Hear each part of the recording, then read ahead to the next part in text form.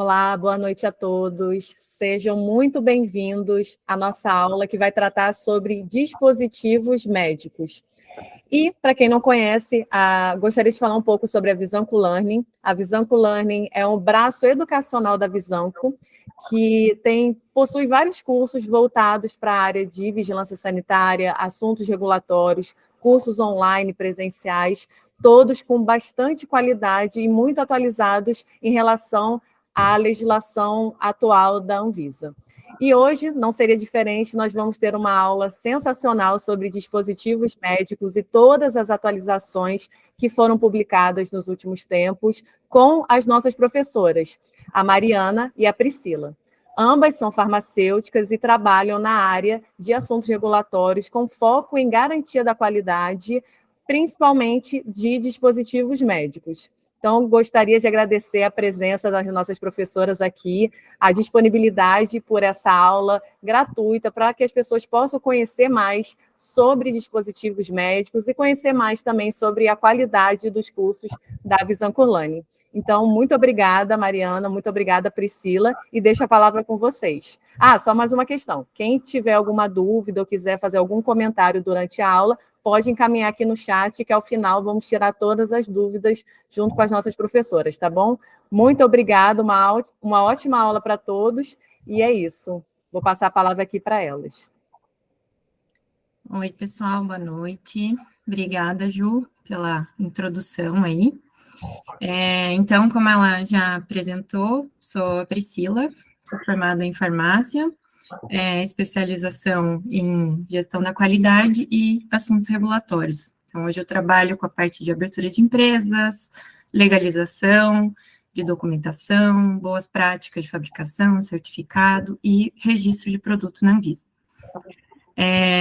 A ideia aqui hoje é mais um bate-papo, né, para a gente aprofundar um pouquinho sobre a RDC 665 de 2022, a nova RDC 16, e trazer um pouquinho da prática, né, aplicada a essas legislações aí que são tão importantes para seguir com um produto no mercado.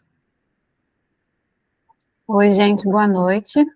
Eu sou a Mariana, farmacêutica pela UF, especialista em vigilância sanitária pela residência multiprofissional do Evisa Rio. Tenho pós-graduação também em assuntos regulatórios, com foco em gerenciamento de riscos, e hoje atuo como consultora de assuntos regulatórios e garantia da qualidade, como a Juliana disse, com foco maior aí nos dispositivos médicos. Quem quiser me seguir no Instagram, tem bastante conteúdo, então é RP Regulatórios. Como a Pri falou, hoje a gente vai abordar mais a questão das boas práticas, né, relacionadas à fabricação dos produtos médicos, que são os dispositivos médicos, e para a gente conhecer, para a gente poder falar sobre o sistema de gestão de qualidade, falar sobre boas práticas de fabricação, a gente precisa conhecer o produto que a gente vai fabricar, certo? O que são os dispositivos médicos. Então, para contextualizar um pouco, né, já iniciando a nossa aula, eu trouxe um pouquinho sobre o que globalmente se fala sobre dispositivos médicos, né? A Organização Mundial da Saúde, ela verificou que muitos países tinham sistemas regulatórios frágeis relacionados aos dispositivos médicos, né? Sistemas regulatórios com bastante falhas, muitas falhas. E por isso, ela elaborou um documento que, em tradução livre, é um modelo global de estrutura regulatória para os dispositivos médicos, com o objetivo de orientar os países para o desenvolvimento de sistemas regulatórios robustos, sistemas regulatórios eficazes, de forma que os produtos que são ofertados para a população tenham segurança e qualidade determinada pela legislação, né? E nesse documento, que eu recomendo também que vocês leiam, é bastante interessante, ele traz assim, informações muito relevantes. Ela cita um número que me impressionou. Já em 2017, havia uma estimativa de mais de 2 milhões de tipos diferentes de dispositivos médicos sendo utilizados no mundo. Então, a gente percebe que é uma área, né, que está em expansão econômica, né, que é um campo em franca expansão, não só no Brasil, mas em todo o planeta, né. existem uma diversidade muito grande, que eu vou falar, a gente vai falar um pouco mais adiante, né, de dispositivos médicos, e é uma área que realmente precisa de um olhar mais atento da vigilância sanitária, principalmente por causa da sua diversidade e complexidade. Bom, muitos dos documentos muitas das informações, né, que a OMS utilizou para elaborar o seu documento foram baseadas no IMDRF. O que é o IMDRF? Acredito que muitas pessoas aqui conheçam. Ele é um fórum internacional para a regulamentação de dispositivos médicos. E ele foi criado em 2011 com representantes de autoridades reguladoras de vários países, inclusive o Brasil. A Anvisa, ela tem uma representatividade muito forte em diversos fóruns reguladores, né, em diversos fóruns realmente para regulamentação de diversos produtos. E o IMDRF é específico para os dispositivos médicos, né? Existe o ICH, enfim, a Anvisa faz parte do PIX também. Então, é uma agência que tem uma representatividade bastante forte, né? E qual é o objetivo do IMDRF? É de acelerar a harmonização e a convergência regulatória internacional sobre os dispositivos médicos. Isso é muito interessante, né, do ponto de vista de saúde pública, porque a gente precisa que as pessoas em todo o planeta tenham acesso a tecnologias seguras, a tecnologias eficazes e a tecnologias com qualidade. Então, essa convergência e harmonização é muito interessante nesse sentido. Também sugiro, né, indico que vocês visitem o site do IMDRF, porque eles têm diversos documentos técnicos, existem grupos de trabalho também coordenados por agências reguladoras do mundo todo, tem bastante contribuição do FDA e de outras agências também da Europa, né, de países da Europa, e eles têm uma série de documentos técnicos que, inclusive, são aceitos pela RDC 751 de 2022, que eu vou falar um pouquinho mais adiante, são aceitos como referência até para questões do dossiê técnico. O IMDRF, ele publicou um plano estratégico para ser cumprido entre 2021 e 2025, e nesse plano estratégico, diversas questões foram abordadas, principalmente relacionadas à evolução das tecnologias para os dispositivos médicos, né? É uma classe de produtos em que realmente, tecnologicamente falando, eles evoluem muito rápido. Hoje em dia a gente tem softwares como dispositivos médicos, a gente tem dispositivos médicos que utilizam inteligência artificial, então essa evolução tecnológica é muito acelerada, ao passo que, paralelamente a isso, existem desafios regulatórios que as agências reguladoras, né, precisam olhar com atenção. E nesse plano estratégico foram citados os desafios de segurança de dados, principalmente a segurança de dados dos pacientes que usam dispositivos médicos, integridade dos dados. A integridade de dados é a base de um sistema de gestão da qualidade seguro, né? Então, todo o sistema de gestão de qualidade de qualquer tipo de fábrica precisa ter dados íntegros para que ele seja robusto. A acessibilidade, as tecnologias, elas são bastante avançadas, né? Como eu disse, a gente tem um avanço tecnológico muito rápido e, ao mesmo tempo, isso carece um pouco o acesso a essas tecnologias. E a acessibilidade, então, também é um desafio que precisa ser olhado com atenção. E questões relativas à segurança cibernética. Como eu disse, diversos dispositivos médicos utilizam inteligência artificial e isso também gera um risco que eles avaliaram como um desafio para a regulamentação, certo? O plano estratégico também trouxe objetivos-chave, que são gerenciar esses desafios que eu citei anteriormente e fornecer orientações simétricas, né, orientações uniformes sobre os dispositivos médicos para todos os países que fazem parte do IMDRF. E também o fortalecimento das ações de pós-comercialização, que são as ações de tecnovigilância. Lembrando que todo detentor do registro no Brasil É obrigatório que todo detentor de registro, seja a fábrica, seja o importador, notifique reações adversas, eventos adversos, queixas técnicas, né, para a Anvisa. Então, esse fortalecimento da vigilância pós-comercialização, das ações aí de tecnovigilância, é um objetivo-chave, e é importante que a gente saiba que é uma exigência que todo detentor de registro, isso não só para dispositivo médico, tá, gente, para medicamento também, mas quando a gente fala de tecnovigilância, a gente está falando de dispositivo médico, então é uma exigência que todo detentor de registro faça a notificação na Anvisa. Bom, agora entrando na nossa RDC, voltando para o Brasil, né, em 15 de setembro de 2022 foi publicada a RDC 751, e ela trouxe diversas novidades, a gente vai abordar algumas aqui, a gente não tem, infelizmente, não temos tempo para abordar todas as novidades e tudo que está constante na 751, mas a gente vai falar um pouquinho sobre ela. Ela revogou a RDC 185 de 2001, que já estava em vigor há muito tempo, a RDC 40 de 2015 e outras resoluções também, né? A 185, ela tratava de questões de registro de dispositivo médico, que na época não era chamado de dispositivo médico. A 40 falava sobre o cadastro desses produtos. E aí, com a 751, a gente teve uma compilação, né? Ela trata tanto de registro dos dispositivos médicos e tanto do cadastro, que agora é chamado de notificação. Esse termo cadastro foi substituído aí por notificação.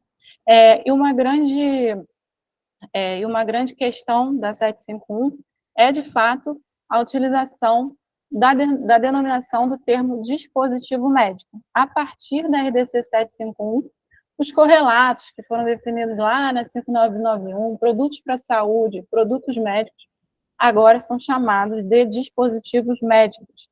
Isso reflete uma harmonização com as legislações internacionais, como a gente viu aí desde do IMDRF, lá em 2011, né, já se utiliza o termo medical device, né, que são dispositivos médicos. Então, a 751 trouxe essa convergência com a denominação mundial, global, sobre esses produtos. Então, a partir de 15 de setembro de 2022, na publicação dessa resolução, produtos para saúde, correlatos, produtos médicos são chamados de dispositivos médicos, certo?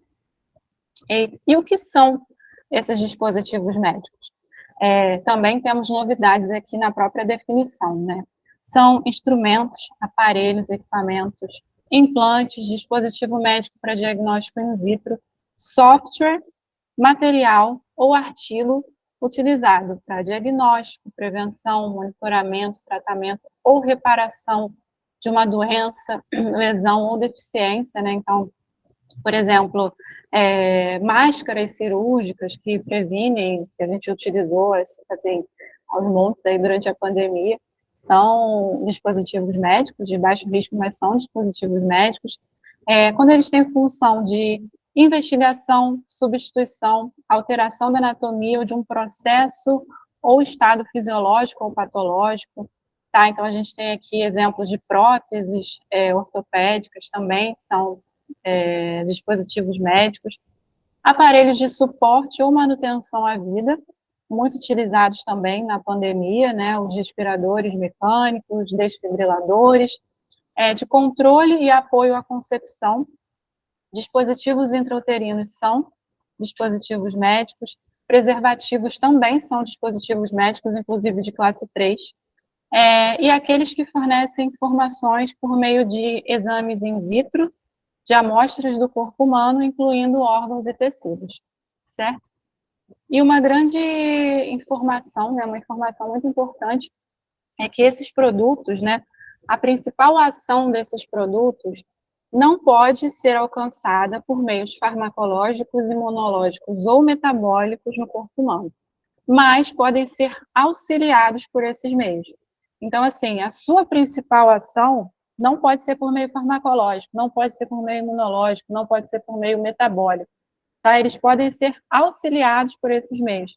Eu estava numa conversa, né, só citando rapidamente um exemplo, uma conversa há um tempo atrás, com o pessoal da física médica, que utiliza geradores de molibdênio e tecnésio. E a gente achou que o gerador fosse classificado como dispositivo médico. E, na verdade, ele é classificado como medicamento, porque ele é uma estrutura que utiliza um radiofármaco para produzir aí o seu efeito principal. E o radiofármaco entra na categoria de medicamentos. Então, essa informação ela precisa estar bem clara, né, para o entendimento de vocês, que a principal ação pretendida não é alcançada por meios farmacológicos, imunológicos ou metabólicos no corpo humano. Então, por exemplo, o caso do gerador, que gera radiofármacos, que são até utilizados em exames de diagnóstico, mas como eles são classificados como um medicamento, né, a principal ação ali pretendida daquele equipamento é alcançada por meio de um medicamento, então ele não é um dispositivo médico. Só um exemplo, assim, entre tantos que a gente poderia citar aqui. E os dispositivos, né, que eu trouxe exemplos de como eles são diversificados, né? A gente tem aí desde máscaras cirúrgicas, como eu disse para vocês, aparelhos para aferição de pressão, até equipamentos aí com uma complexidade tecnológica muito grande, são os tomógrafos por emissão de pósitron, equipamentos de ressonância, enfim. Então, é uma classe muito variada, tanto em relação ao risco intrínseco que eles oferecem, quanto em relação também ao aporte tecnológico para o seu desenvolvimento. Em relação à classificação de risco, a gente teve algumas mudanças nas regras de classificação de risco em relação a 185. Na 185 havia, se não me engano, 18 regras e agora são 22 regras para classificação de risco, tá? Os produtos, eles são classificados em 4 classes. Os de classe 1 são de baixo risco, eles são notificados. Os de classe 2, de médio risco, também são notificados. E são dispensados, a notificação é dispensada de revalidação. Então, uma vez que você protocola a notificação na Anvisa, não é necessária a revalidação. E a notificação também ela não é avaliada imediatamente pela Anvisa, né? Mas é importante que o produto e a empresa cumpra com todas as exigências técnicas e de qualidade, porque a Anvisa ela faz uma triagem das notificações e a qualquer momento o produto pode ser avaliado e aí você vai ter que mostrar as informações, enfim, os documentos. Mas esses produtos de classe 1 e 2 são notificados e são dispensados de revalidação. A notificação é um ato mais simples e é basicamente assim, um cadastro e a informação avisa que você vai comercializar aquele tipo de produto. Já os de classe 3 são de alto risco e os de classe 4, de máximo risco, eles são registrados, tá? Então, o registro, ele exige são exigências bem maiores, né? Até porque esses produtos são de maior risco, né? E é necessária a revalidação desse registro a cada 10 anos. Então, é importante que a gente conheça a classificação desse tipo de produto. Novidade, como eu disse, a resolução trouxe algumas novidades, e uma delas foram os softwares, como dispositivos médicos. Isso já estava presente no regulamento europeu, e aí a 751 incluiu, né, no seu escopo. O que são os softwares como dispositivos médicos? São produtos ou aplicações, né, o produto ou aplicação, que desempenha suas funções sem ser parte do hardware do dispositivo médico, né? O hardware é a parte física, é o equipamento em si. E o software é o sistema operacional. Então, o programa ele não precisa do hardware de um dispositivo médico para atingir a sua finalidade de uso. Os softwares, eles podem interagir com outros dispositivos médicos, e aí incluindo hardware e outros softwares, como dispositivos médicos. Ele pode ser usado em combinação com outros produtos e pode ser usado em uma plataforma computacional de propósito geral, que inclui aí recursos de hardware e de software. Então, eu acho interessante, assim, apesar disso ser uma linguagem de programação, né, quem desenvolve o software não é farmacêutico, não é ninguém da área da saúde, é uma linguagem de fato de programação, mas é interessante a gente saber as principais diferenças, né? O que é o software? É um sistema operacional e que, nesse caso aqui, vai ser utilizado para alguma das funções que a gente viu anteriormente relacionadas aos dispositivos médicos. A regra de classificação para software é a regra 11, tá? Existem softwares de diversas classes, inclusive de classe de risco 4, de máximo risco, certo?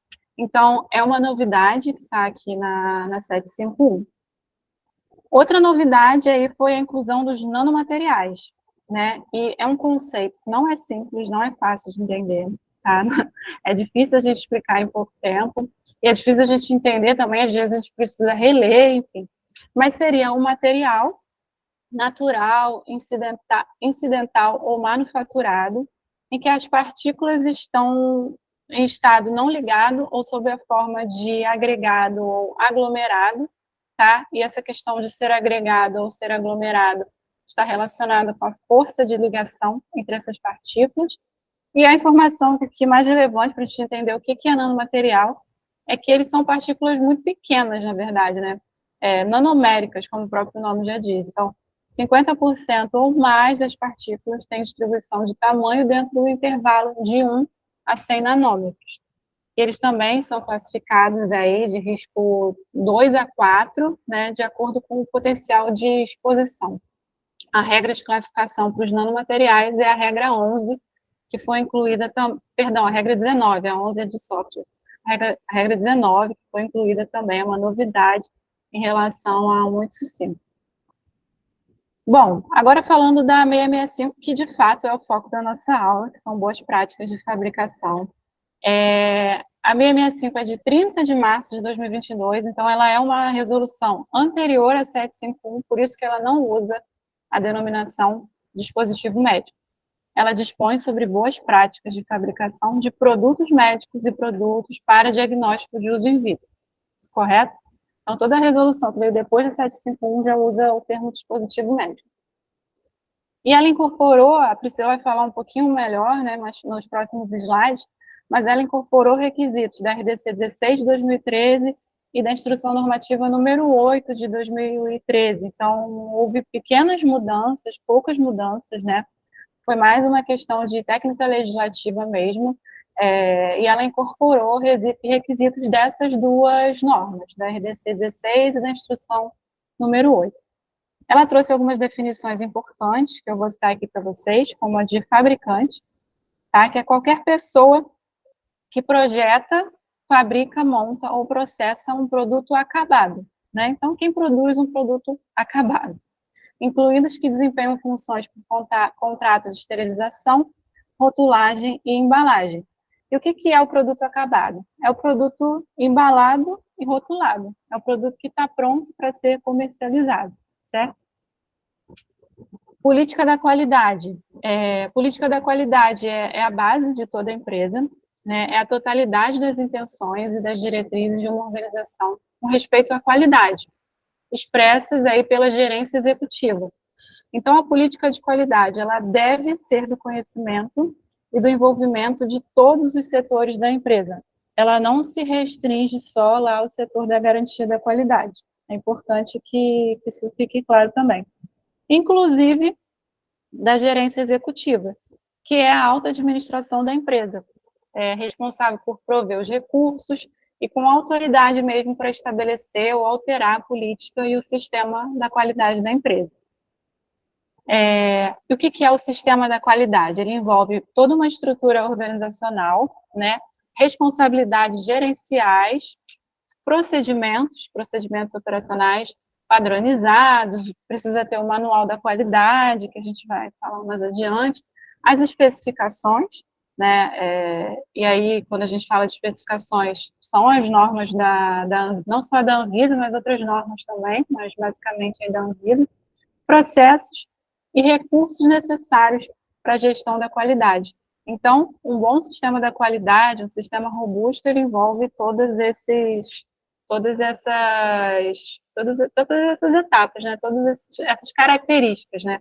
Eu preciso de uma estrutura organizacional, eu preciso definir as responsabilidades gerenciais, isso precisa estar até no manual da qualidade. eu preciso estabelecer procedimentos para tudo que eu fizer ali dentro da empresa, seguir as especificações, ter processos bem definidos e, obviamente, recursos necessários para a gestão da qualidade. Priscila? Bom, então, puxando o gancho da Mari, a gente entra na parte de boas práticas de fabricação, tudo sobre o SGQ, o Sistema da Garantia da Qualidade. Então, para eu ter um produto de boa qualidade, registrado, aceito, né, notificado pela agência reguladora, Anvisa, eu preciso seguir algumas normas antes de colocar esse produto no mercado, né? Então, basicamente, a 665 vai me dar esse passo a passo de como seguir, de como atender, de como tá dentro dos requisitos ali gerais, né, do Sistema de Garantia da Qualidade. E o que vem a ser as boas práticas de fabricação, né? Vamos sempre lembrar que a 665, ela deixou agora muito mais claro e evidente, porque na RDC 16 a gente não tinha tanta distinção do fabricante para o importador, para o distribuidor, para o armazenador. Agora eu tenho isso muito claro. Antes eu tinha destinado, tudo era o fabricante, tinha que atender, e o que coubesse era o distribuidor, o importador. Mas a Anvisa notou que as empresas acabavam, nada cabia, sabe? As coisas não estavam se aplicando muito. E isso é necessário para a gente ter uma segurança de qualidade do produto, desde a fabricação, o transporte, o armazenamento, a distribuição, a importação, se for o caso. Então, basicamente, as boas práticas, as boas práticas pela Anvisa, pela definição da Anvisa, é um documento, o certificado de boas práticas é um documento que eles vão emitir, atestando que o estabelecimento ele está de acordo, né? Tá atendendo aos requisitos ali do SGQ. Até é um ponto interessante a gente lembrar que na época da década de 50, 60, mais ou menos, tiveram muitos problemas de fabricação, principalmente pela indústria farmacêutica, na parte de medicamentos. E nessa época, a gente ainda não tinha a Anvisa, né? A Anvisa ainda é um bebê, ela nasceu em 99, então, antes dessa época, a gente tinha o SVS, né? Que era o Sistema de Vigilância em Saúde.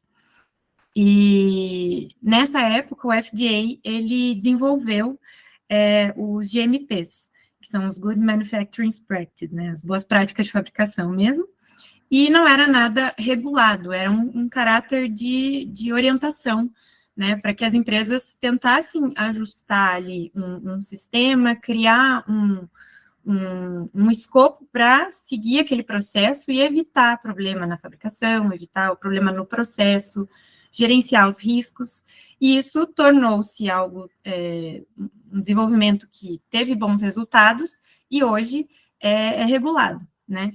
Então, a quem se aplica esse certificado de boas práticas de fabricação? Aos fabricantes, o importador, a gente não tem um certificado, né, de boas práticas de importação, mas a gente tem um certificado de boas práticas de distribuição e armazenamento. São coisas diferentes, né, cada um exerce a sua função, mas um distribuidor e o armazenamento também conseguem ter esse certificado. Aí, vamos ver, ele é obrigatório para o funcionamento da empresa? Não, ele não é obrigatório para a empresa funcionar, tá? Para regular o funcionamento da empresa. Mas, dependendo do tipo de produto que a empresa estiver fabricando, se ele for classe de risco 3 e 4, como a Mari já mencionou, aí é obrigatório que a empresa tenha o certificado, porque no momento do peticionamento, do desenvolvimento ali do produto, você vai precisar comprovar para a agência reguladora, para a Anvisa, que você cumpre com essas boas práticas, né? Para os produtos classe 1 e 2, você não tem a obrigatoriedade de ter o certificado, mas todas as empresas, independente da classe de risco, que tiverem fabricando, importando, distribuindo produto médico, dispositivo médico, tem que cumprir com as boas práticas, né? Tem que ter isso bem desenhado dentro da empresa. Aí, como que eu faço para obter esse certificado? Então, inicialmente, a gente faz uma solicitação para vigilância local. Vigilância local são os olhos da Anvisa, né, nos municípios, né, nos diferentes estados aí. Então, você faz uma solicitação pedindo à vigilância que vá até a sua empresa para fazer uma inspeção, ela vai emitir um relatório para você conseguir solicitar o seu certificado perante a Anvisa. Tá? Então, esse certificado, esse relatório, ele pode ser satisfatório, insatisfatório, e aí você não consegue fazer o peticionamento, ou satisfatório com exigências, né? A vigilância vai te pedir algumas coisas para serem modificadas, vai te dar um tempo, um plano de ação para você trabalhar em cima dessas questões que ela solicitou, muitas vezes pode ser uma reforma, né, depende dos casos ali, pode ser até mais administrativo, e aí você passa para a vigilância o teu plano de ação, eu pretendo cumprir dessa e dessa maneira, para daí ela liberar o relatório para você e seguir com o peticionamento no sistema da Anvisa.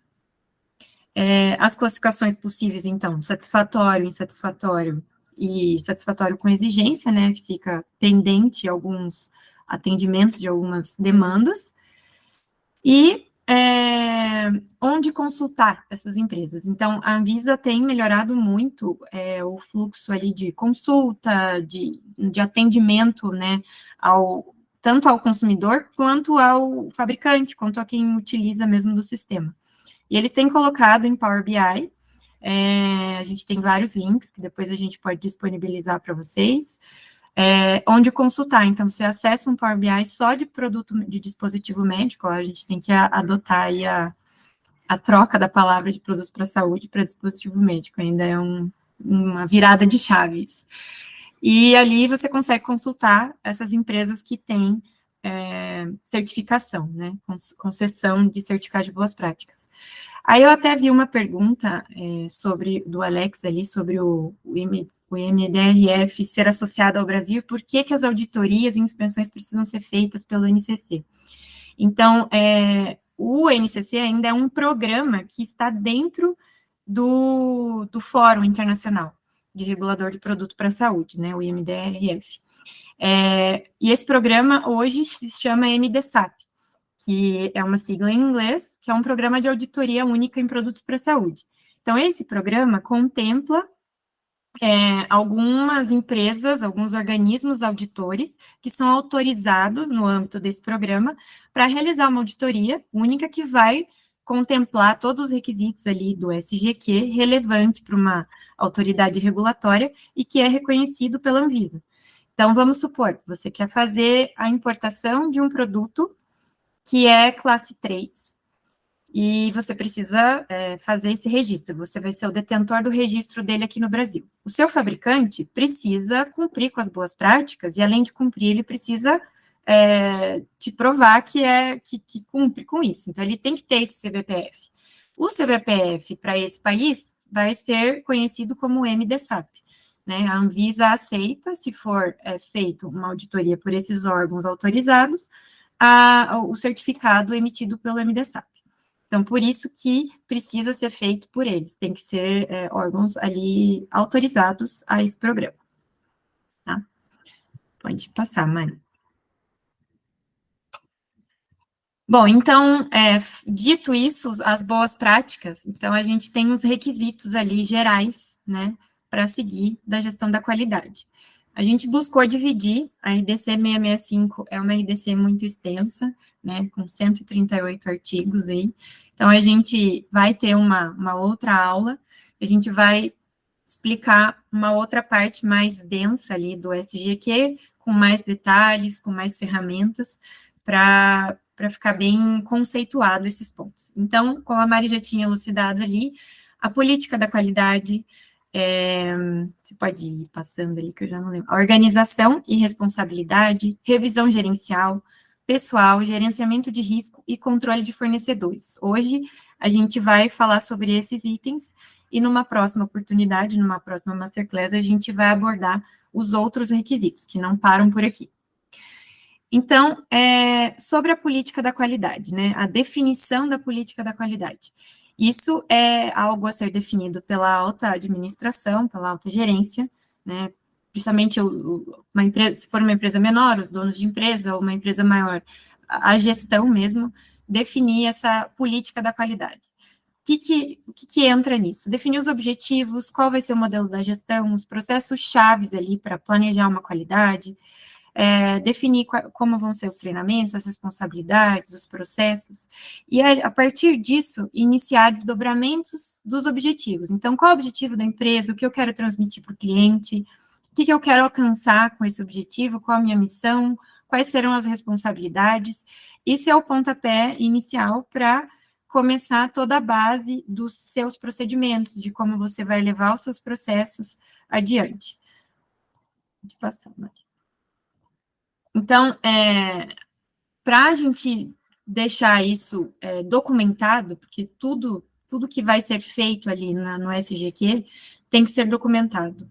Qualquer reunião, treinamento, a política de qualidade também. Então, existe o manual da qualidade, que deve conter essas atividades que vão estar compondo o sistema de gestão da qualidade, os processos da empresa e a interação entre eles, a equipe. O manual não pode ser nada muito extenso, é resumido o suficiente para entender e demonstrar o que é a imagem da empresa, qual que é o que a empresa tem como objetivo, cultura, qualidade, qual o tipo de produto, o tipo de atuação, né? E se tem alguma coisa na norma, em todos esses requisitos que a gente vai mencionar, que não seja aplicável, realmente, eu sou um distribuidor, eu não tenho como fazer um registro mestre de produto, por exemplo. Não é aplicável para você. Você recebe o produto acabado e você vai cuidar a partir dali. Então, essa situação não é aplicável. Isso você precisa detalhar e justificar no manual da qualidade, que não não é aplicável, né, para a sua área. O outro ponto é a organização e responsabilidade. Então, nesse item aqui, a gente precisa definir a estrutura organizacional da empresa, né? Definir uma gerência executiva, a equipe precisa ser multidisciplinar, como a Mari comentou anteriormente, não ficar tudo na mão da GQ, da garantia da qualidade, ou com regulatórios, né, porque tem empresa que acaba ficando tudo um pouco junto ali, mas a gente tem que ter representantes da qualidade em todas as áreas, né, numa logística, no compras, na marketing, enfim, todas as áreas precisam seguir isso para conseguir cumprir com os processos como um todo. E como eu tinha comentado, sempre tudo documentado. Então, descrição de cargos, eu preciso que o RH deixe isso muito bem descrito, para não ter problemas de atividades que estão fora do escopo do funcionário, os treinamentos, tudo isso a gente ainda vai falar sobre os treinamentos mais para frente. Pode passar, Mãe. E a estrutura organizacional é algo muito importante a ser definido antes de tudo, né? Então, como estava falando ali, a descrição do cargo, para não ter esse organodrama aqui que a gente está vendo, que é um caos, né? Quando você não tem uma pessoa responsável por aquela atividade, ninguém se sente dono daquele processo, né? Então, a partir do momento que você coloca a pessoa como responsável daquela situação, daquela execução, para garantir a qualidade daquele produto, daquele processo, a pessoa toma aquilo como dele e vai levar adiante até a próxima responsabilidade. Isso, estando organizado, evita os problemas lá na frente, você já faz uma ação preventiva, né? E o Quality by Design é um termo muito utilizado na qualidade internacional aí, que envolve qualidade no projeto, qualidade na origem, qualidade no desenvolvimento, ou seja, qualidade como um todo, né? Aqui mesmo a gente vê que não é só dentro da produção, não é só a garantia, o controle que vai estar presente e cuidando desse produto.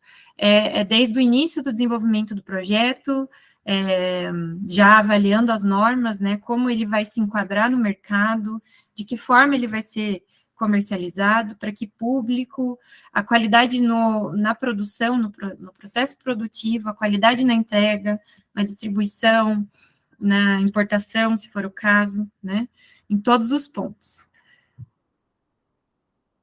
E aqui a gente consegue ver um sistema de documentação técnica bem genérico, mas fica mais fácil da gente visualizar, porque as documentações são inúmeras, que a gente precisa apresentar numa auditoria para certificação, tanto certificação de boas práticas, ou uma certificação de fornecedor, né? Eu tenho que partir ali, sempre ter os meus registros, tudo que eu vou fazer num processo produtivo, eu tenho que fazer minha ordem de produção, ordem de compra de matéria-prima, emitir os meus relatórios a partir das exigências que são feitas para aquele tipo de produto, laudo técnico, laudo analítico, certificado de análise. Depois eu tenho a estruturação dos meus procedimentos, de que forma eu vou fazer o meu processo de compra, de que forma eu vou fazer a liberação de um lote, de que forma eu vou montar o meu rótulo, né? Metodologia, ordem de produção, os protocolos, vai estar no sistema, como vai funcionar, quem tem acesso ao sistema, o sistema tem validação, é necessário validação para esse tipo de processo, o manual da qualidade, que vai ter os conceitos, vai ter a política, vai ter todo o sistema da qualidade da empresa de forma resumida, e tudo isso baseado nas legislações Anvisa, nos guias, em ISO, né, porque muita gente tem o CBPF, até não comentei ali anteriormente, mas tem gente que não precisa do certificado de boas práticas, mas ele é muito bem visto, né, você tendo esse certificado, você tem um selo, é um selo de qualidade ali que te destaca no mercado, deixa a tua empresa com um outro olhar pelos clientes ou pelos concorrentes, né, que seja.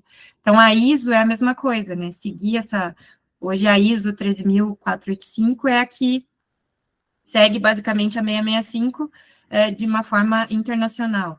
Então, são coisas que caminham lado a lado. Seguindo essas legislações, a gente consegue construir uma estrutura de processo, de qualidade bem feita.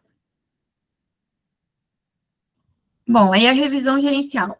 Isso também foi um ponto que na mudança da RDC 16 para 665 a gente conseguiu ter mais visualização de que não é só a qualidade ou só a gerência que vai estar envolvida, né?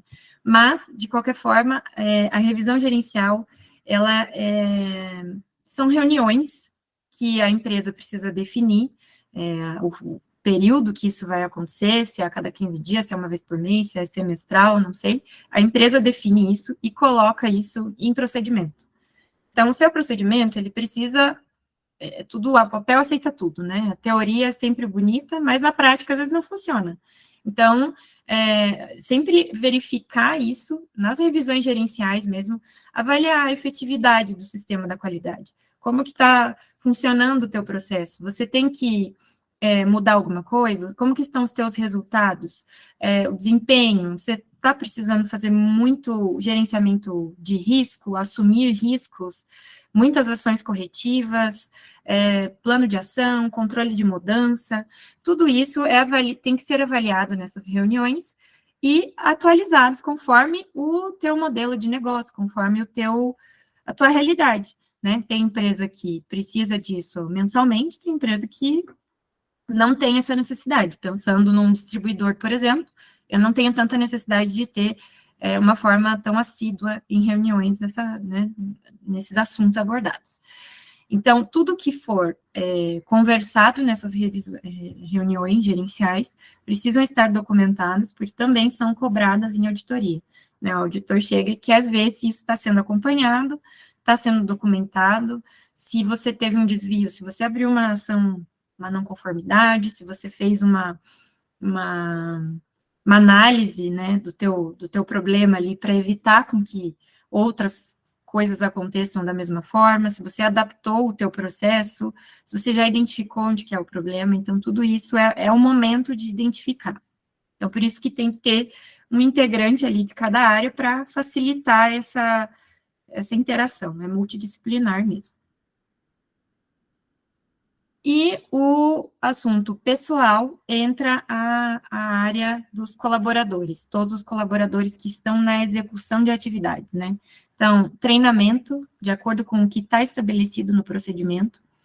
Esse pessoal que está com a mão na massa, né, na produção, muitas vezes enxergam os gargalos, então é bem importante estar acompanhando com o pessoal o entendimento ali da onde está o erro para tentar ajustar e evitar problemas. Então, a descrição de cargos, como a gente comentou, a não conformidade por descumprimento de algo que está estabelecido. Então, o procedimento, às vezes, não está adequado. Se está tendo muita não conformidade, às vezes o procedimento não está adequado. Então, ajustar isso para evitar os problemas. E o gerenciamento de risco, né? O gerenciamento de risco também é um dos pontos-chave ali para garantir a qualidade do produto. Com ele, conseguir identificar perigo, estimar e avaliar risco, controlar, e realmente ver se o controle está sendo efetivo, né? O que foi estabelecido ali está sendo efetivo. Então, acho que a gente tem um outro slide ali que explica melhor o gerenciamento desse risco, toda uma aplicação sistemática. Então, qual que é a definição? É garantir a segurança sanitária do produto, né? Gerenciar o risco. Você vai englobar alguns conceitos ali, conformidade, eficácia e efetividade. De que forma? Você vai avaliar suas políticas, os seus procedimentos, as práticas nas tarefas, monitorar, analisar, controlar e ver e chegar no risco.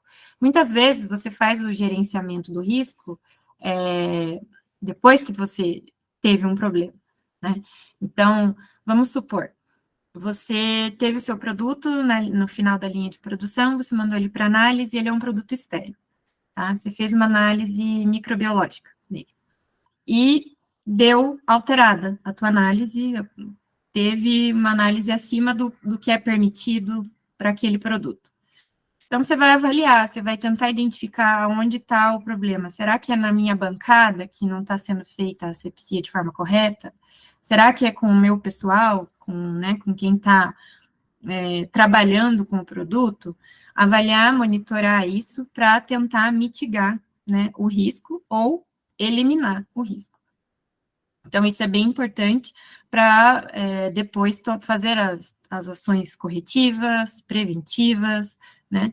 E aí a gente vai abordar essas ferramentas, né, de identificação de risco, de gestão ali das não conformidades, numa outra oportunidade, de uma forma mais lúdica. E a qualificação de fornecedores. Então, qualificação de fornecedor entra todos os critérios que você vai utilizar para avaliar. Como que funciona? Você vai utilizar, baseado em cima da norma, né, baseado no grau de risco do seu produto, e ver quais são os requisitos que realmente são importantes. Definir isso já num procedimento, ter um checklist para poder auditar o seu fornecedor, né? Não adianta chegar lá e exigir coisas de um fabricante ali de embalagem, né? Vamos supor que seja o seu fornecedor de embalagem, tem que avaliar bem o que aquele produto realmente tem de risco para o seu produto, para ver o que vai ser realmente solicitado para essa empresa, né? O que impacta no produto final, especificar bem isso, para não ter desclassificação de fornecedor de forma desnecessária, né? Porque muitas vezes as pessoas vão com um checklist ali muito elevado para um determinado tipo de fornecedor. Diferente de um fornecedor que vai te passar a matéria-prima, que está realmente em contato com o seu produto, né? E a partir disso, você poder fazer uma aprovação, passar para o setor de compras, né, que está aprovado, ou se tem alguma pendência. Nesse procedimento, você estabelecer notas para o seu fornecedor, ou sinais, né? Tem muita empresa que define como sinal verde, amarelo, vermelho, ou está reprovado, ou está aprovado parcialmente com pendências, ou o verde está liberado.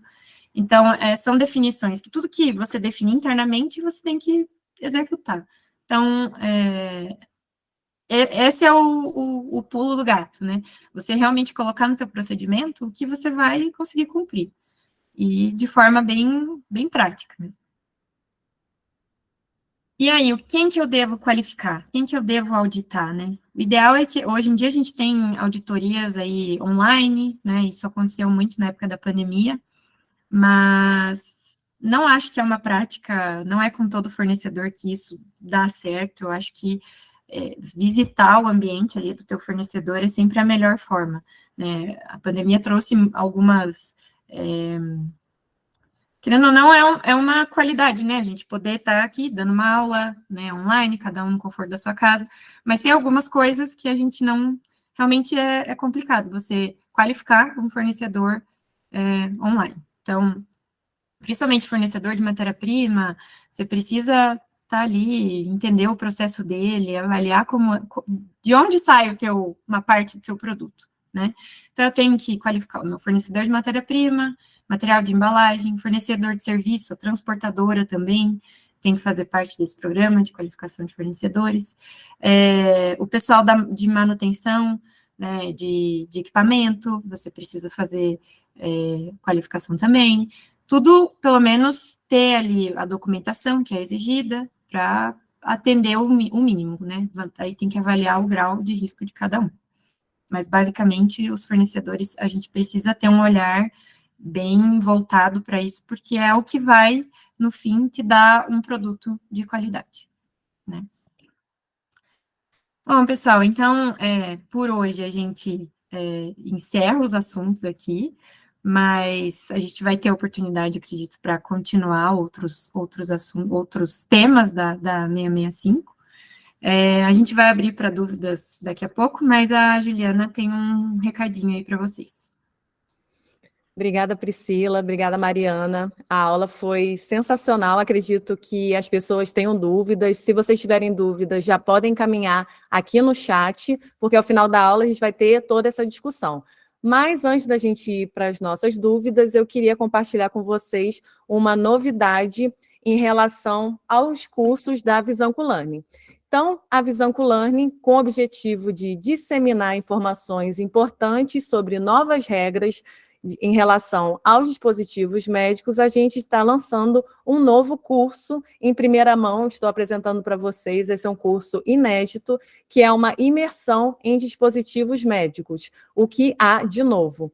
Então, é uma imersão em que vocês vão aprender muito sobre dispositivos médicos, sobre as novas regras, com foco em garantia da qualidade, a qualidade desses produtos. E como que esse curso vai funcionar? É um curso, a gente tem observado na Visanco Learning que fica mais didático a gente ter aulas ao vivo, porque no ao vivo a gente consegue tirar dúvidas, a gente consegue se programar para assistir às aulas ou ter a oportunidade de assistir de forma gravada depois, caso a pessoa não consiga assistir ao vivo. Então, os nossos cursos, as nossas mentorias, normalmente são assim, são 4 encontros ao vivo, 1 por semana, que a gente vai apresentando um módulo por semana e esses módulos ficam gravados para vocês terem acesso e assistirem quantas vezes quiserem na nossa plataforma de membros específica, que vocês vão ter acesso durante 2 anos. Então, vale muito a pena, porque vocês podem assistir no momento de dúvida, durante a rotina de trabalho de vocês, e assistir ao vivo e tirar dúvidas diretamente com as nossas professoras. Então, quais são os módulos da imersão de dispositivos médicos? O módulo 1 é o que é preciso saber sobre boas práticas de fabricação e importação desses produtos. Então, todas as regras vão ser apresentadas para vocês em primeira mão. O módulo 2 é como garantir a qualidade de dispositivos médicos. Então, toda a parte de garantia de qualidade, gerenciamento de risco, tudo isso vai ser abordado para vocês. O módulo 3 são as novidades sobre treinamentos, processos, qualificação de fornecedor, como fazer isso, e também vai ter várias práticas para vocês fazerem durante o curso de vocês. Então, vão ter exercícios, vão ter modelos práticos para vocês aplicarem. Então, é bem legal e bem completo todo esse curso.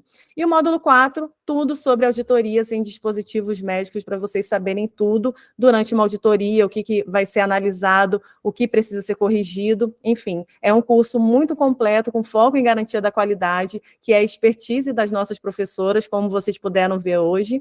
E sobre o curso, a imersão de dispositivos médicos para o público geral, ela vai custar como uma mentoria da Visanco Learning, R$ 997, mas para quem ficou nessa aula, a gente tem condições especiais, inclusive a gente vai fornecer vários bônus para vocês que também vão ficar disponíveis na nossa plataforma. Então, o primeiro bônus é o curso Descomplicando a Produção de Relatórios de Eficácia e Segurança, que se aplica tanto a medicamentos como para dispositivos médicos, que é um levantamento de literatura científica para a montagem desses relatórios, que são bem aceitos pela Anvisa para substituir ensaios clínicos, por exemplo. Então, vocês vão levar essa imersão de dispositivos médicos e o curso Descomplicando a Produção de Relatórios de Eficácia e Segurança. Vai ter também como bônus a Masterclass do Cenário dos Assuntos Regulatórios, que mudou como tornar-se um profissional 4.0 nesse mercado, e essa Masterclass é com o Dr. Antônio, que é o diretor da Visanco, que participou da elaboração da Lei 6360, então tem muita coisa legal nessa Masterclass, que ela já vai ficar disponível para vocês assim que vocês entrarem no curso. Bom, então vocês vão levar a imersão de dispositivos médicos, o curso Descomplicando a Produção de Relatórios de Eficácia e Segurança, a Masterclass de Profissional 4.0 em Assuntos Regulatórios, e, além disso, vocês vão ter um grupo exclusivo no WhatsApp, só para os alunos, para a gente ter discussões. Esses grupos, normalmente, são bem ativos, com dúvidas da rotina de trabalho. As professoras vão fazer parte desse grupo, assim como outros colaboradores da Visanco, porque a gente consegue prestar uma consultoria mais individualizada para vocês, que vão estar nesse curso com a gente. Então, o que vocês vão levar? A imersão, o curso Descomplicando os Relatórios de Eficácia e Segurança, a Masterclass, o grupo exclusivo no WhatsApp, e, além disso, vai ter um bônus extra, que esse é maravilhoso, que é uma consultoria individual com as nossas professoras, para tirar alguma dúvida específica que vocês queiram, ou realmente trazer alguma dúvida sobre o trabalho de vocês, que vocês não querem trazer para o grupo, ou não querem trazer durante a aula, vocês vão ter esse momento individual com as professoras também. Então, é um curso bem completo, com muitos bônus, e, como eu falei, normalmente as nossas mentorias, elas custam R$ 997, mas para vocês que acompanharam essa aula, ficaram aqui até o final da aula com a gente nessa quinta-feira, vocês vão ter uma condição especial para entrar na nossa próxima turma, e o valor é de R$ 297, e se tiverem interesse, vocês podem apontar a câmera do celular aqui para esse QR Code, que já gera o link para vocês já entrarem na nossa próxima turma da imersão de dispositivos médicos, que vai ser ministrada pelas professoras Priscila e Mariana, que foram as nossas professoras aqui na aula de hoje, tá bom? Eu vou enviar esse link também no nosso grupo do WhatsApp, que a gente divulgou aqui, a aula gratuita, e era isso, gente. Muito obrigada. Eu vou interromper meu compartilhamento para a gente começar a discussão aqui sobre as dúvidas e tudo que vocês querem saber aqui da aula. Bom, a primeira pergunta que a gente recebeu foi do Alex. Então, essa dúvida ela já foi respondida pela professora Priscila, mas eu não sei se a Mariana quer complementar também a resposta, ou se a gente tá ótimo. Ah, não, então tá bom. Obrigada, Mariana.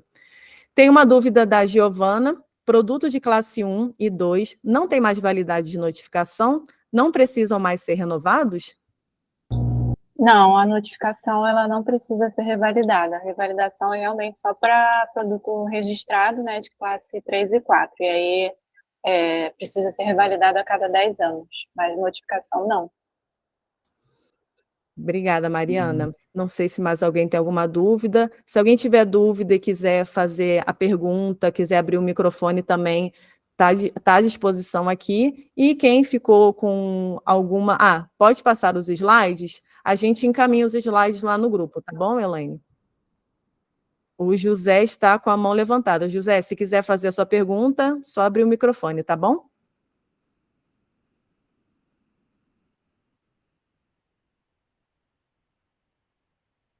Não sei se ele Alô? conseguiu. Estou sendo Oi. ouvido?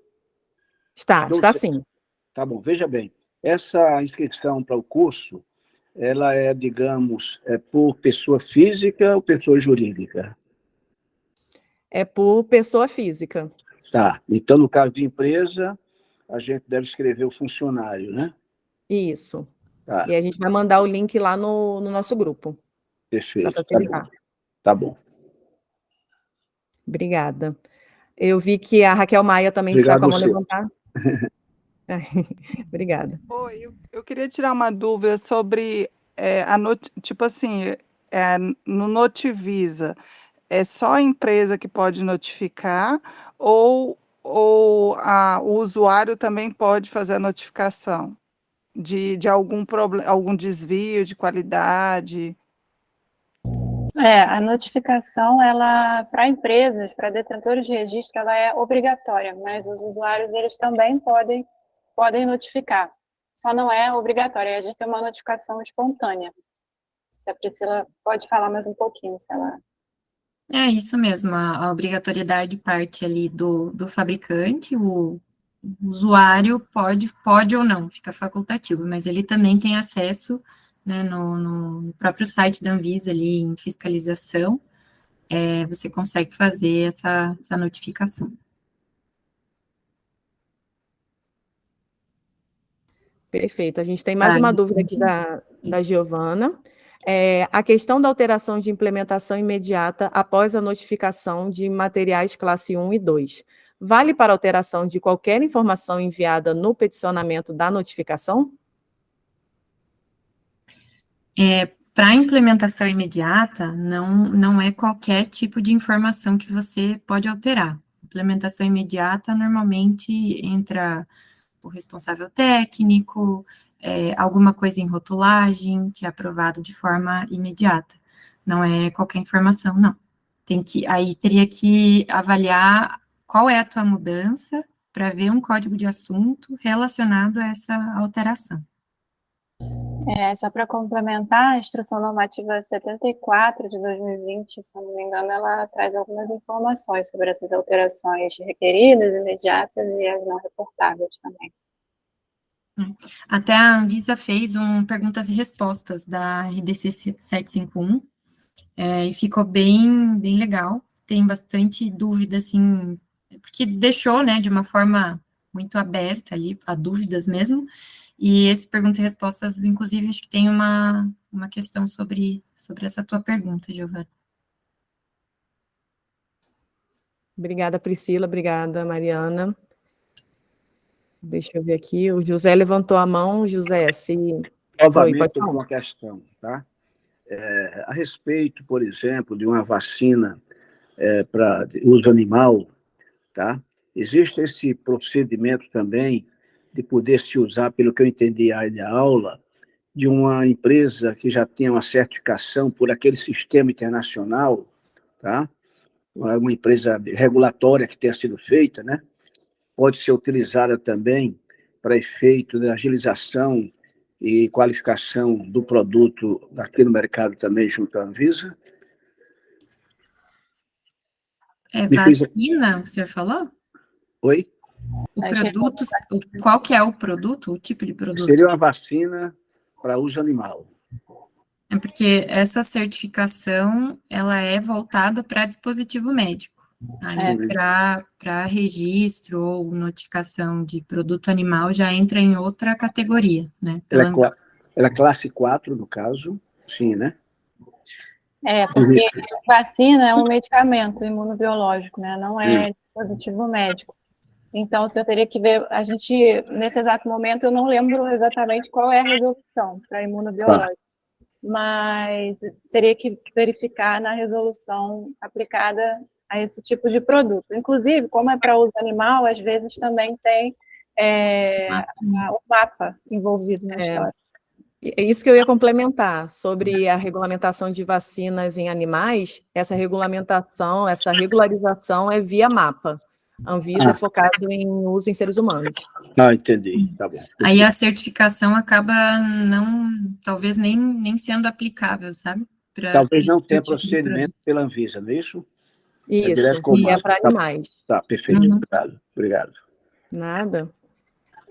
A Giovana fez uma outra pergunta. Eu fiz um SAT junto à Anvisa sobre essa dúvida e recebi a seguinte resposta. Em atenção à sua solicitação, informamos que para alteração de produtos sujeitos à notificação, classe de risco 1 e 2, utiliza-se um único assunto, o 80256, material, alteração de notificação, implementação imediata. Então, mas qual que é o tipo da alteração? Ele tem que ver exatamente qual a alteração do teu produto para fazer essa alteração. Porque não é só a implementação imediata, você tem outro tipo de implementação que requer aprovação. Quando você faz uma notificação na Anvisa, é passível de avaliação, né? A classe 1 e 2 é a avaliação por amostragem. Eles não avaliam processo a processo, mas não são todas que são imediatas. Então, teria que entender a tua alteração no teu produto para ver se ele cabe nesse código de alteração, entende? Se for algo relacionado à rotulagem, sim, aí ele vai abranger.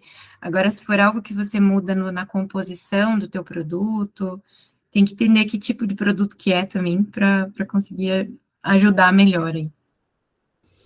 Giovana, acho que se você até quiser se inscrever na imersão, vai ser uma ótima, porque você consegue trazer todo o caso concreto para as nossas professoras e elas vão conseguir te ajudar da melhor forma possível em relação a como notificar ou encaminhar para uma aprovação qualquer alteração que seu produto tenha sofrido, porque aí elas vão fazer uma análise do seu produto, vão fazer uma análise da alteração, vão ver o enquadramento dessa alteração, se é via notificação, se é via aprovação da Anvisa, e aí elas vão poder te dar um parecer melhor, porque realmente depende do nível de alteração que você tiver feito no seu produto.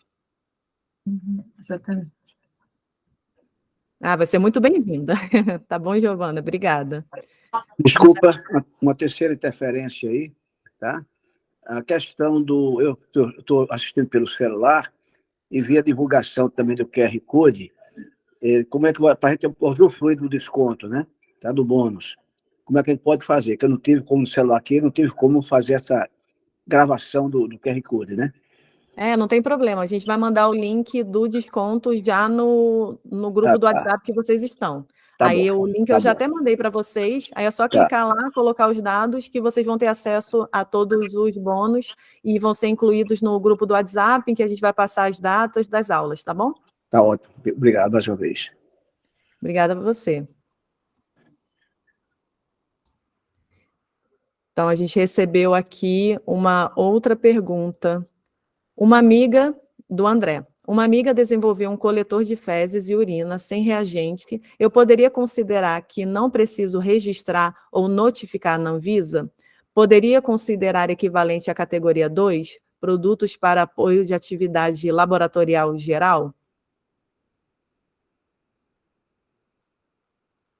Eu acho que a gente tem que avaliar com mais precisão, assim, qual é a função, né? A questão que é um coletor de fezes e urina sem reagente, mas aqui está falando artigo de plástico, vidro, IVD. Tem uma outra resolução também para esses produtos IVD, P6, né? Tem até na própria página da Anvisa, quais produtos que não são regularizados como dispositivo médico, porque tem coisa que realmente parece, né, ser, tipo, um coletor menstrual, por exemplo, não é considerado um produto médico, não precisa de notificação. Então, teria que avaliar, assim, se ele não está nessa lista. Se ele não estiver nessa lista, eu realmente não sei de cabeça também. Se ele não estiver nessa lista, tem que entender ali em que classe, que regra ele se enquadra. Não sei se a Mari de cabeça, sabe? Eu acho que coisa precisa olhar, porque tem muita regra, tem 22 regras. São 22 regras e tem muita informação. Cada regra a gente precisa avaliar diversos tipos de informações relativas ao não só a finalidade de uso do produto, mas onde que ele vai ser aplicado no corpo humano, quanto tempo que ele vai ficar em contato, enfim. E para produtos IVD também é uma outra resolução, mas aqui é só para coleta, no caso, né? Exige uma análise um pouquinho mais minuciosa, assim, mais técnica. Avaliando de uma forma bem geral, assim, aparentemente não é algo invasivo, aí você vai eliminando, né, as regras ali, porque a Anvisa divide as regras por invasivo, não invasivo, algo de uso transitório, né, prolongado, enfim, mas tem que dar uma olhada, te sugiro olhar ali nos produtos que não são regularizados, né, se ele não estiver nessa lista, aí tem que tentar enquadrar ele em alguma dessas regras mais simples. Obrigada, Priscila. Obrigada, Mariana. Ele agradeceu. Ele falou, muito obrigado pelos esclarecimentos, vocês são top. Valeu. Já receberam um elogio também. Esperamos você na aula, então. Isso aí. Com certeza. A gente consegue fazer um módulo, assim, um horário só de enquadramento de produtos, que realmente é um tema que gera muita dúvida e que é muito difícil responder em pouco tempo, porque a gente precisa analisar realmente muitas coisas, e são muitas regras. Agora com a 751 são 22 regras, né? Mais complexo. Tem uma série de coisas, né? Principalmente você precisa ter a ficha técnica do produto, entender para que ele serve, qual vai ser a indicação de uso, o mecanismo de ação dele, para poder achar a regra e casar com o código do assunto, com o nome técnico. Então tem que fazer uma análise mais criteriosa ali do produto. Até um dos motivos que a Anvisa também não responde isso em Fale Conosco. Não sei se vocês já tiveram experiência com isso, mas quando você tem dúvida de algum código, de alguma regra, a Anvisa nunca te responde, ela sempre acha um jeito de, né, porque precisa avaliar, ela não pode se comprometer sem entender muito a fundo o teu produto. Sim, ela não faz enquadramento via Fale Conosco, né? Já avaliou isso também. Então, gente, acho que era isso. De dúvidas, não recebemos mais nenhuma. Muito obrigada, Priscila, Mariana, pela disponibilidade de vocês. A aula foi excelente, como sempre. Estamos ansiosos pelo curso, pela imersão, e espero todos vocês lá na nossa imersão. O link já está lá no grupo. Quem tiver qualquer dúvida, pode colocar lá no grupo, ele é aberto, vocês podem tirar suas dúvidas também no grupo. Muito obrigada pela presença de todos e até a próxima. Tchau, tchau, gente. Obrigada. Tchau, obrigada a vocês.